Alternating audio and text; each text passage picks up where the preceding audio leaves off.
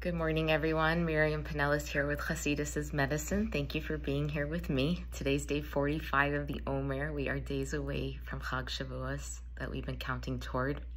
Today, we're going to wed the King and receive the Torah. Today's divine attribute is Tiferet Sheba Malchus. We're in the week of Malchus. We're in the week of kingship and royalty. And today, we're bringing Tiferet into that, which is the domain of the heart. Between the right and left arms, we've discussed this.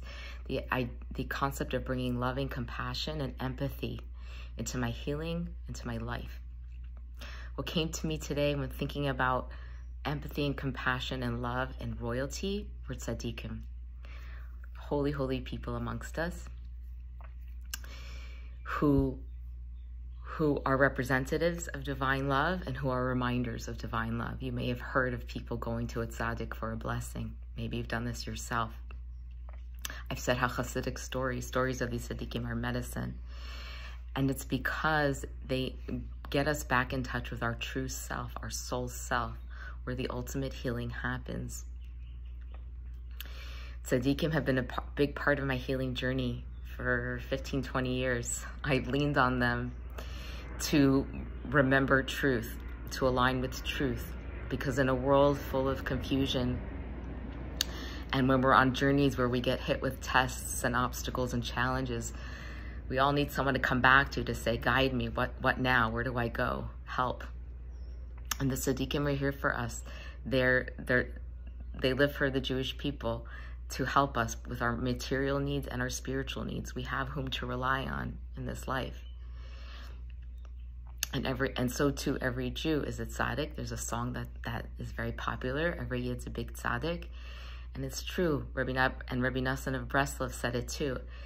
Everyone has within them to be the tzaddik too. We don't have to, when we go outside ourselves to the tzaddik, we're going to learn about ourselves. We're going to connect and align and try to bring out the tzaddik in us.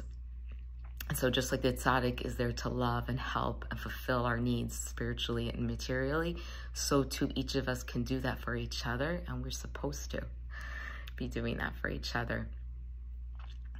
A big inspiration of mine in the last few years has been the Lubavitcher Rebbe. I want to also share the word tzaddik, and then I'm going to tell a story. The word tzaddik comes from the word tzedek, which is justice. The Torah tells judges, tzedek, tzedek, tirdov, pursue justice, and it uses the word twice because that's how important justice in this world is. That's how important it is to make the wrongs right in life. And the Tzaddikim help us do that. We go to them to help us make the wrongs right.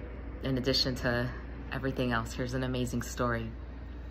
A man from Chabad.org, a man living in California once came to the Lubavitcher Rebbe for Chassidus, a private audience.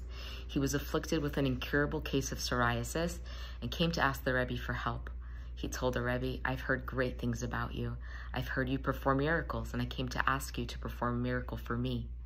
As for my background, I went through the Holocaust. I don't pray to God, and I don't believe in God. But I do believe in Tzaddikim.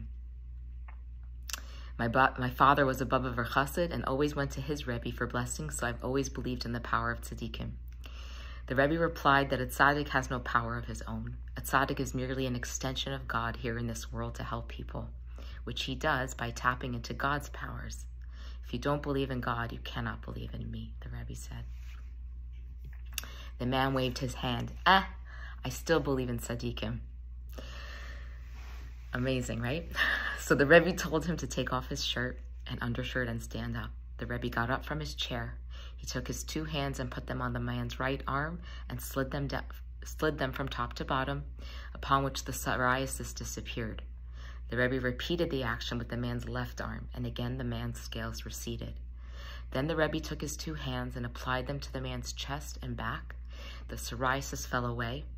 The Rebbe told his visitor that he normally did not perform revealed miracles.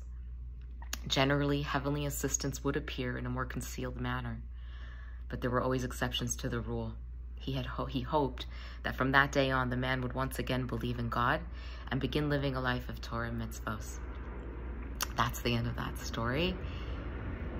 That's an amazing story of love and royalty. Going out going against one's nature for the sake of another person's healing. The selflessness the Rebbe showed to going against nature to bring healing to this man who so desperately needed it, who had been through so much. The words can't describe.